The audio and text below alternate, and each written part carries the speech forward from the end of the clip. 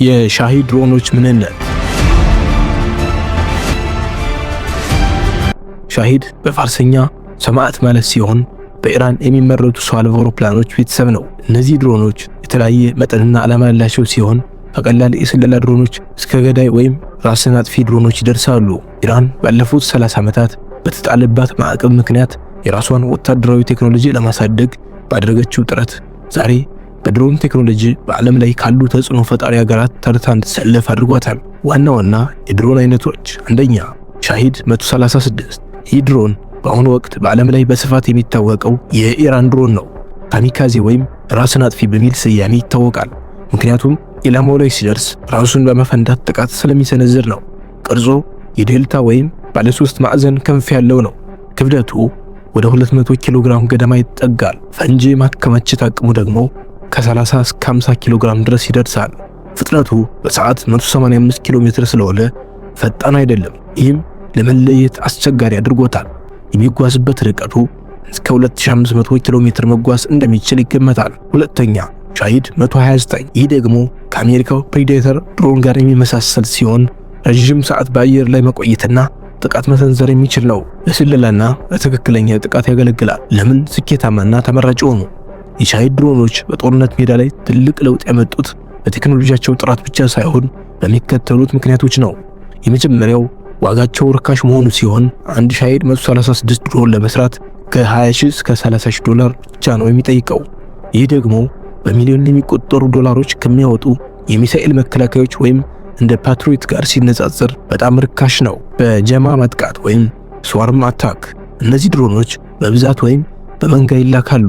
የአየር መከላከያ ስርዓቶች ሁሉንም በአንድ መምታት ስለሚሳናቸው ጥቂቶቹ አልፈው ኢላማቸውን ይመታሉ። ለመለየት አስቸጋሪ በመሆናቸው በዝቅተኛ ከፍታ ላይ ስለሚበሩና በራዳር በቀላሉ ስለማይታዩ የአየር መከላከያዎችን ለማታለል ይጠቅማሉ። ቀላል ቴክኖሎጂ ስላላቸው ብዙዎቹ ክፍሎቻቸው እንደ ሞተርና ጂፒኤስ ያሉት በሲቪል ገበያ ላይ በቀላሉ የሚገኙ በመሆናቸው ማዕቀብን አልፎ ለማምረት አመች ናቸው። አራተኛ የሻሂድ ድሮኖች በዓለም አቀፍ ግጭቶች ያደረጉት አስተዋጽኦ።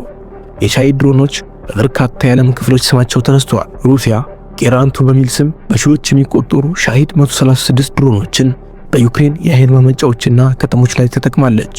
ይህ የጦርነቱን መልክ ቀይሮታል። በየመን የሚገኙ የሁቲ አማጽያን በኢራቅና ሶሪያ የሚንቀሳቀሱ ታጣቂዎች እነዚህን ድሮኖች ለጥቃት እንደሚጠቀሙባቸው ይነገራል።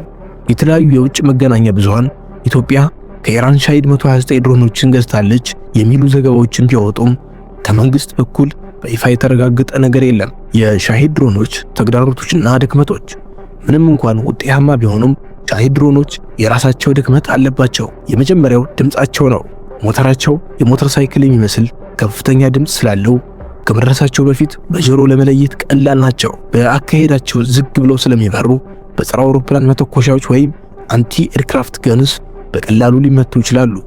ሌላኛው ደግሞ የኤሌክትሮኒክስ ጣልቃ ገብነት ወይም ጃሚንግ የጂፒኤስ ሲግናላቸውን በማሰናከል አቅጣጫቸውን እንዲስቱ ማድረግ ይቻላል። የሻሂድ ድሮኖች በተለይም ሻሂድ 136 እና 131 በተለያዩ ቀጠናዊና ዓለም አቀፋዊ ግጭቶች ውስጥ ትልቅ ሚና ተጫውተዋል። ድሮኖቹ እስካሁን ድረስ የመቷቸውን ዋና ዋና ኢላማዎች ዝርዝር እንንገራቸው። አንደኛ፣ በዩክሬን ጦርነት ሩሲያ እነዚህን ድሮኖች ጌራንቱ በሚል ስያሜ በስፋት እየተጠቀመችባቸው ይገኛል። ዋና ኢላማዎቻቸውም የኃይል ማመንጫዎችና የኤሌክትሪክ መስመሮች ሲሆኑ የዩክሬን የኤሌክትሪክ መሰረተ ልማት ላይ ከፍተኛ ጥቃት በማድረስ ከተሞች በጨለማ እንዲዋጡ አድርገዋል። የእህል መጋዘኖችና ወደቦች ላይም በተለይ በኦዴሳ አካባቢ የሚገኙ የእህል መላኪያ ወደቦችን በመምታት የዓለም የእህል አቅርቦት ላይ ጫና ፈጥረዋል።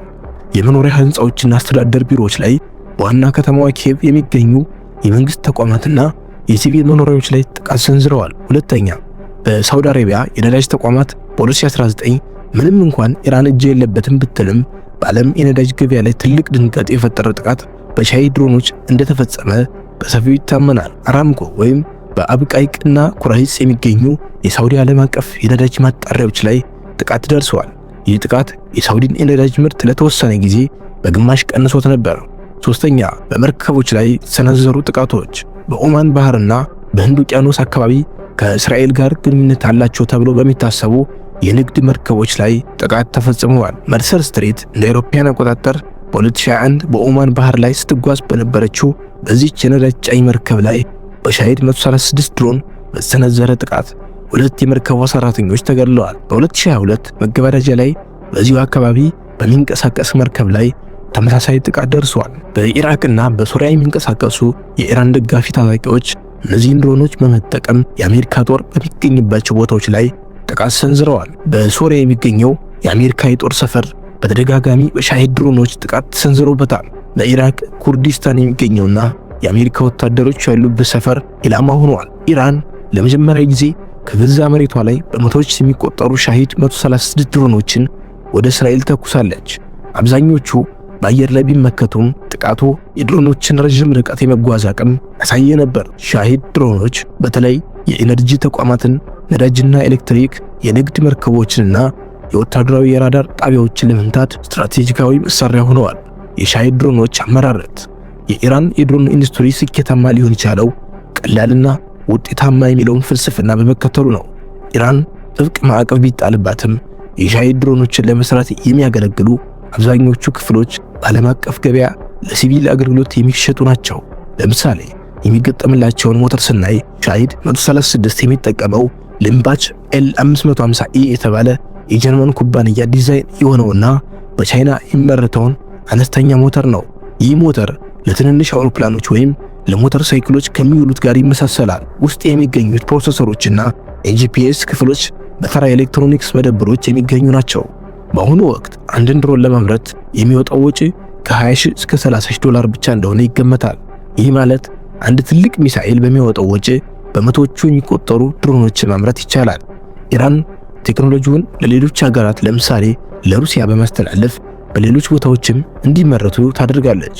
ይህም የማምረት አቅሙን ከመጨመሩም በላይ ጥቃቱ ከየት እንደመጣ ለማወቅ አስቸጋሪ ያደርገዋል። የድሮን መከላከያ ዘዴዎች እነዚህን ድሮኖች መመከት ለአየር መከላከያ ስርዓቶች ፈታኝ ነው።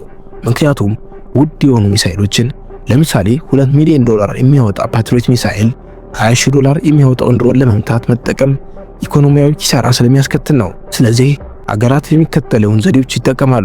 የመጀመሪያው የኤሌክትሮኒክስ ጦርነት ነው። ጃሚንግ ወይም ሲግናል ማሰናከል፣ የድሮኑን የጂፒኤስ ሲግናል ወይም ከመቆጣጠሪያ ማዕከሉ ጋር ያለውን ግንኙነት በማቋረጥ አቅጣጫውን እንዲስት ወይም እንዲወድቅ ማድረግ። ሌላኛው ደግሞ ድሮኑ የውሸት የጂፒኤስ መረጃ እንዲቀበል በማድረግ ወደ ሌላ ቦታ እንዲሄድ ወይም ወደ መጣበት እንዲመለስ ማድረግ ነው። እንደ ጄፓርድ ወይም ጀርመን ሰራሽ ያሉ ፈጣን ተኳሽ መትረየሶች ድሮኖችን ለመምታት በጣም ውጤታማ ናቸው። እነዚህ መሳሪያዎች ከሚሳኤል ይልቅ ርካሽ ጥይቶችን ስለሚጠቀሙ ለሻሂድ ድሮኖች ተመራጭ መከላከያ ሆነዋል። ከፍተኛ ሙቀት ያለው የሌዘር ጨረር በመተኮስ የድሮኑን አካል ማቅለጥ ወይም ኤሌክትሮኒክሱን ማቃጠል ደግሞ ሌላኛው የመከላከያ መንገድ ነው። ከፍተኛ ኃይል ያለው ማይክሮዌቭ በመልቀቅ በአንድ ጊዜ ብዙ ድሮኖችን ማሰናከልም ይቻላል። ሶስተኛ የድሮን ጦርነት የወደፊት ዕጣ ፈንታ። የሻሂድ ድሮኖች ስኬት ሌሎች ሀገራትም ተመሳሳይ ርካሽና ገዳይ ድሮኖችን እንዲያመርቱ በር ከፍቷል። አሁን ላይ ጦርነት ማን የተሻለ ቴክኖሎጂ አለው ከሚለው ይልቅ ማን በብዛትና በርካሽ ማምረት ይችላል ወደሚለው እየተቀየረ ነው። የሻሂድ ድሮኖች በተለይም ሻሂድ 136 የሚበሩበት ከፍታና የቁጥጥር ስርዓታቸው ወይም ሪሞታቸው ከሌሎች ድሮኖች ለየት ያለና ለጥቃት አመቺ እንዲሆኑ ተደርገው የተሰሩ ናቸው። የሚበሩበት ከፍታ እነዚህ ድሮኖች በአብዛኛው ጊዜ በዝቅተኛ ከፍታ ላይ ነው እንዲበሩ የሚታዘዙት። አብዛኛውን ጊዜ ከባህር ጠለል በላይ ከ60 ሜትር እስከ 4000 ሜትር ወይም 13000 ጫማ ባለው ከፍታ ላይ ይበራሉ። በጣም ዝቅ ብለው መብረራቸው የጠላት ራዳሮች እንዳያገኟቸው ይረዳቸዋል። ራዳሮች አብዛኛውን ጊዜ ወደ ላይ የሚበሩ ነገሮችን ለማየት የተቃኙ ስለሆኑ ወደ መሬት ተጠግቶ የሚበርን ትንሽ ነገር ለመለየት ይቸገራሉ። በተራራማ ወይም በደን የተሸፈኑ ቦታዎች ውስጥ ተሸሽገው ለመጓዝ ያስችላቸዋል። ደካማ ጎናቸው ደግሞ ዝቅ ብለው ስለሚበሩ በአይን ለማየት ቀላል ናቸው። እንዲሁም ተራ መትረየሶችን በመጠቀም መምታት ይቻላል። ሻሂድ 136 እንደ ባይረክታር ድሮኖች በሰው በቀጥታ በሪሞት የሚነዱ አይደሉም። ይልቁንም የሚከተሉትን ዘዴዎች ይጠቀማሉ። የመጀመሪያው ራስ ገዝ ጉዞ ነው።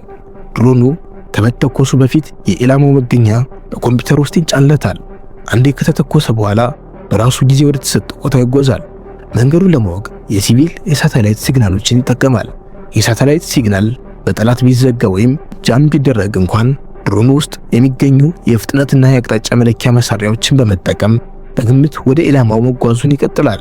እነዚህ ድሮኖች አንዴ ከተተኮሱ በኋላ ኦፕሬተሩ መልሶ ሊቆጣጠራቸው ወይም አቅጣጫ ሊያስቀይራቸው አይችልም።